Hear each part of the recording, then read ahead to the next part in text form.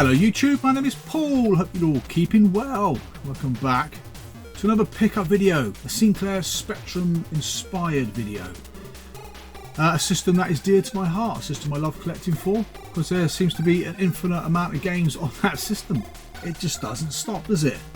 Now the main parts of the collection that I'm after, like I said before, I've almost got. My nostalgia games are pretty much got. Ocean Software is pretty much finished. Hit Squad games pretty much done. But I have got other subsets on the boil, but I'm not overly worried or in a rush to pick them all up, to be fair. Some are a lot easier than others. Some are just gigantic. You don't realise how big they are until you kind of do a bit of research really and realise how many affiliated titles are with that particular set. So yeah, there's almost like subsets inside subsets. So yeah, it's pretty crazy, isn't it really? Yeah, in terms of pickups anyway, Spectrum is predominantly where I'm getting my games at the moment. Amiga, still picking up stuff for that. If I'm lucky, I might find the odd Atari ST game. Japanese Mega Drive games. I picked up a few PlayStation titles, so I do those in a separate variant, system variant pickup video. But yeah, I've got loads of Specky to show. The thing is, I think I buy more Specky, probably more Specky than anything else combined, to be fair. So yeah, should we crack on anyway? So the first games I'm going to show you are from budget labels. One of them I've played before, years ago on the C64, and I quite enjoyed it. Probably the C64 version better. Another one I got on the Atari ST. I think I might have it on the Amstrad as well, but I don't ever think I played the Spectrum version. I couldn't find any TZX files for this game either, to be fair. I know it's not an overly easy game to get, but I know it exists. It's not something that's uber rare and shouldn't be a TZX file for it. And a couple of games, again, never played, from another software house that I've enjoyed collecting the games for. So let's do the budget games first. So first up, we got a game called Space Rider Jetpack Code. Quite an obscure high-tech title. Now, high-tech generally, from what I've seen, is reasonably straightforward to collect for until you get to the big boxed variants at the very end. Now this game itself, again, it came up, I'm not sure where I bought this actually, might have been an online store I think. It didn't cost a lot, probably a £5 or something, but it's not one you see very often. It's one of those games, it reminds me a bit of like, not quite as hard as something like Airwolf, but it's the same sort of thing. You go into different screens, into different caverns, you've got to pick up crystals and just shoot things really. And it can be quite tricky at times because some of the baddies die and some don't. So some are more obstacles than not, but yeah, it's just okay. It's okay. But the high-tech library, I think, is a fair size. It's not huge, but it can be a tricky one to collect for. And what I like about the high-tech games is they are, I think, unique. They're not re-releases as well. The next one, again by Hi-Tech. It was the last one by Hi-Tech I'm going to show you today. Another latest release. Now this one I think was developed by a third-party firm that used to do games as well for Ocean Software. I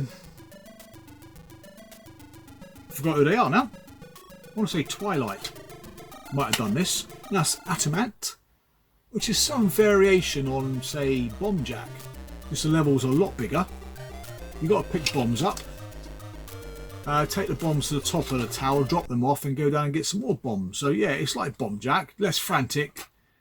Graphics are quite nice, quite well drawn. Yeah, I thought this game was quite good, to be fair. Now, a lot of these high-tech games, again, were released in early 1990, or the early 1990s, I should say. Now, Atomant, as far as I know, is actually a real cartoon. I didn't know that. I didn't know that at all. Yeah, 1990, yeah. So some of the games are quite late and quite difficult to find, but Atomant, again, is quite a common one. Not a bad game. We'll probably go back and have a bit more time spent on that one. Not bad at all. Now, last up for Hi-Tech is one of those later releases. Again, it's not a singular one, it is a compilation. I'm not sure how many compilations got released in this style on a Hi-Tech label, but I think I picked this up again from an online store. And it's the Hanna-Barbera Cartoon Character Collection, featuring Beverly Hills Cats, Top Cat, Hong Kong Phooey, Rough and Ready, and Yogi's Great Escape. So yeah, not one you see very often. So I snapped this one quite quickly. In fact, I think this might be eBay. Might have been a tenner for this. Yeah, so the other box ones that I know of are the Jetsons. A few tapes in there. The Jetsons and I think Potsworth, which are both hard to get on the Spectrum. I'm probably looking at sort of 40, 50, 60 quid for those, so not cheap games. But yeah, pleased to have that. Again, it's a software house I'm just chipping away at. So there's no urgency for that at all, really. I'll see something come up at a decent price, I'll pick it up. Right, so that's high tech. Let's go into another. This is a subset of a large budget line. And alternative software is huge to pick up for. I'm guessing now there's over 200 titles to pick up on that system. Now, this particular subset is not an easy one to complete. I think it consists of about 30 titles. This is Game Over 2. I'm sure you can focus it. I've got the autofocus turned off because of the old strange effects that it lets off. But Game Over 2, from what I remember playing it on the ST and Amstrad, is a shoot 'em up. It probably goes into different other elements as well. Probably a bit of run and gun, platform. But yeah, this one's quite a tricky one to get hold of. But I know there's a few that are quite hard to find and quite desirable. But Summit is probably, out of the smaller subsets within the alternative range, is probably quite a hard one to collect for. I think I got 9 out of 31. So yeah, so I was quite happy to get this one because this one's one of the more desirable titles. That was an eBay pickup. Yeah, for a really good seller actually. He had quite a lot of titles that I was after. I put some like respectable offers in and he took them, which was really nice. Sometimes, you know what I mean, people haggle with other people and it gets in your tits, doesn't it? And the last one is another smaller, probably more simpler subset to go for that I found. Again, surprisingly quite a few games on this title. On his label I should say, and that's an Encore game called Harrier Attack, and this is the second one I've picked up in a short space of time. I've got one off a Facebook group, which I'll leave the link down below. If you're interested in Encore games, set up by, I think it was Colin Cox and Martin Sparrowhawk. They both collect all the different variants for different computers as well for the Encore range. Again, not an overly difficult one to finish off, but there are some quite interesting oddities, whereas you can buy a few boxed games or box variants. I'm not sure why they released them in little boxes. And you also get some, reminds me of Charlie and Chocolate Factory, with little gold tapes. This one isn't, it's just a blue tape. But I know in the past, Elite, who are the main publisher of Encore, they release games and compilations on gold tapes. And every now and then you get a magical gold tape in a cassette.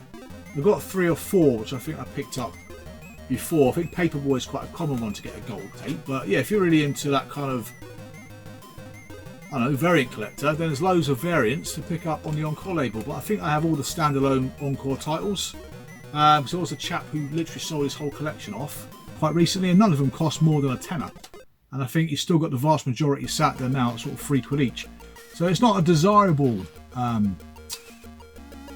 subset, because a lot of the games I think were released in the 80s anyway, so they were quite common, as opposed to say Zeppelin, who released a lot of games up until about 1993. So yeah, some labels are a lot easier to collect for depending on when they release the games. So yeah, so Encore, I can't remember how many games there are, but there's quite a few. I'm quite surprised how many there were, but they're not that difficult to obtain. It's probably one of the easiest subsets to obtain that I've probably looked at before. I know Colin and Martin are going through the whole lot, even including the 16-bit games, which that's a different kettle of fish. I think they're quite difficult to find. So that's it for the budget games. Full price stuff. Now, out of these games here, I think I've only ever played 2.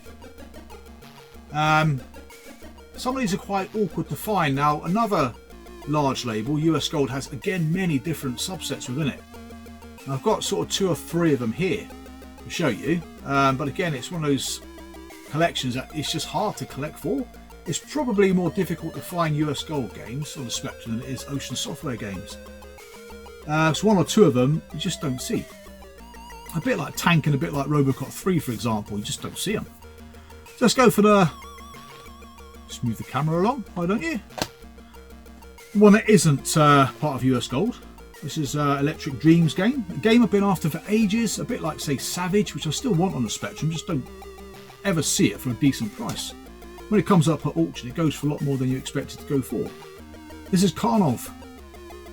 Now, what I love about this game is the graphics. Very large, very colourful sprites against some very nice backdrops. Now, I remember seeing this reviewed in magazines. It got some very, very good reviews. I've never got round to buying it. I was half expecting it to get it, put it away and find I've got 2 other copies anyway, but that's usually my thing. But yeah, no, it's a good game to play. I haven't played it for more than sort of 10 minutes really. But like I said, it reminds me of Savage in the fact that the sprites are large. It's one of those kind of weird scrolling games where you get to the end and it scrolls. That's a bit annoying, but besides that, to look at, it's great. From what I recall as well, the sound effects, 48k sound effects, so it's a shame it didn't have a 128k musical score or anything like that. But to be fair, first impressions are really good. Right, next up, let's go through one of these kind of US Gold subsets, if you like. I think it's the only one on this label, to be fair. Now, I want this game on the Atari. Now, I'm not sure if on the Atari, I think it's known as Miner 2049er. I think it's the same thing. Bounty Bob Strikes Back. A brutally hard platformer. I played this one for about 10 minutes. I didn't do very well. It's one of those games as well where you think you're going to jump up the platform and completely overjump it and fall off. So you've got to stand well back to jump where you want to go. Now, some of the ledges are really close together, so if you can't do that. You almost got to jump over one ledge to get to the next. It's just a weird setup, really. I got this on an online store. Again, this wasn't that expensive. I think about £4 or something like that. But it's not a great game. I'm pretty sure it might be the only Big 5 software license game under the US Gold label. Now, from what I remember, US Gold imported a lot of Commodore 64 games across the UK, rebranded them and published them, but converted them to the Spectrum and Amstrad. I think that's how they kind of got started, I think. Before they started getting some large licenses from some large arcade developers. As the next one is from Capcom, which is one of the last 2 Capcom games I need for this other subset within US Gold. And that's Last Duel. Not a bad game. I like this game actually. It's kind of a shoot 'em up. You're driving and shooting, falling down holes. In monochrome on the Spectrum, unfortunately, and again doesn't have, as far as I can tell, any 128k sound and music. I picked this one up from the same guy I picked up that Game Over 2 from. Again on eBay. Nice guy. Again, I think this one might set me back a tenner. There are a couple of copies on online stores that want 20 quid for it. But the last one I need now is Bionic Commando, which surprisingly you don't see very often on the Spectrum. And from what I can remember, the Spectrum version is actually very good. Very colourful. Now, next 2 are, I think, just US Gold branded games. The first one is a text adventure. By looking at the back, you would never know it was a text adventure. Not my favourite genre of games. All that north-south crap is just a bit annoying, isn't it? Rebel Planet. Anybody played that before? But yeah, look at the screenshots of the back. I thought that looks quite interesting. But no, that's just part of the screen, unfortunately. Again, quite a difficult one to find. For a reasonable price anyway. There's some on eBay, again quite expensive, but I don't think I paid much more than about, I think it was actually 7 quid for that. But quite an obscure one, and not the only text adventure in this pile. Gotta be honest, not my cup of tea. Not one I go back for again, but yeah. Well, my stacking isn't going very well here. Right, next up is probably one of the biggest selling sports games of the time. I only really played a golf game once, and I really enjoyed it on the Amiga called Nick Faldo. I really like that game. This is World Class Leaderboard, the Ultimate Golf Challenge. I think this might be the follow-up to just Leaderboard, I think. It's not a bad little game, to be fair. You can see why it was successful. Probably the first decent game of its type ever released. Now, I think there's 2 courses on here. In fact, there's 4 courses. But yeah, on the Spectrum, you've got Leaderboard, World Class Leaderboard. You might have got a couple of compilations, but on this Commodore 64, you had loads more. Yeah, it's good. I think some people would love that game. Like I said before, you go back to old games now, you never played them before, they look old. They're not very much fun. But yeah, that's that one. Next up, we've got another US Gold subset called Datasoft. Now, Datasoft is probably one of the hardest segments of the US Gold collection to go for. There's one in particular, I think I've seen it once. It went for like 50, 60 quid. It's the only time I've ever seen it. And it was this one, which I got from retrogames.co.uk. That's Gunslinger. Again, surprisingly, it is a text adventure of the most extreme. Well, it has an extreme boring factor. It's got a slightly different mechanic on how it works. I think you pick, it's like a list of nouns, a list of verbs. I don't think you select them, I think you just type them in. But at least I suppose that's quite helpful. But yeah, it's not an inspiring game. But it's quite a tricky one to find. I do need the instructions though, unfortunately. So I'll probably have to find a cheaper Amstrad / Commodore version, assuming they are cheaper than the Spectrum version. And nick the instructions out of that. But yeah, that's another one. Yeah, I think Datasoft wise, I'm still missing a couple. Can't remember what they're called though. One's tough to find, and one is, in fact, they're all quite hard to find to be fair. And then we go into another US Gold subset. Two games. One game certainly curious back in the day, because it looked great on the screenshots. It looked actually quite good from what I remember in the magazines, but playing it today, again, it's a letdown. It eludes me, this one. This one's quite hard to find, but not expensive. It's about 3 or 4 quid. And that is Street Sports Basketball. Now again, on the C64 you had a multitude of games called Street Sports. I think I've got one called Street Sports Football. Screenshots on the back, nice and colourful, straight from the Commodore 64. The Spectrum version, to be fair, looks a bit poor. So yeah, this one's eluded me for a while, but it's nice to finally have it. In terms of Epix games, I think I now have all the Epix games on the Sinclair Spectrum by US Gold. Yeah, I remember the reviews of it. I think it got some good scores in the magazines, but again, it's not one that I played back in the day, but I know it's one that I was interested in because it looked really good. And the next one, now this one's a bit an oddity, this one. Again, like Street Sports, you don't see it very often. And it's called Final Assault. Again, tough one to find. I've seen this one sell for about 15 quid before, which was quite a surprise. I can't remember how much I paid for this. It wasn't that bad. It wasn't 15 quid. But it's a strange one because you literally set off with your backpack, and in your backpack you've got some vital ingredients to help you along the way. And you start off pushing the keys so your little legs move across the screen. I didn't know that, so I was pushing right, wouldn't bloody move. But yeah, tap the keys, he moves across the screen, avoiding cracks in the ground and stuff like that. I think you jump over them. Then you get to like a sheer wall, which you climb up. But the guy gets too cold, gets too hot, gets hungry. You think, bloody hell. So it's a bit of a strange one like that. It's almost like a bit of an adventure game. It's quite interesting. It almost had me playing it for more than 15 minutes. It almost had me hooked. But yeah, it's a bit different. Not quite something like, say, Winter Sports or nothing like that. It's all right, but it's a bit obscure to find.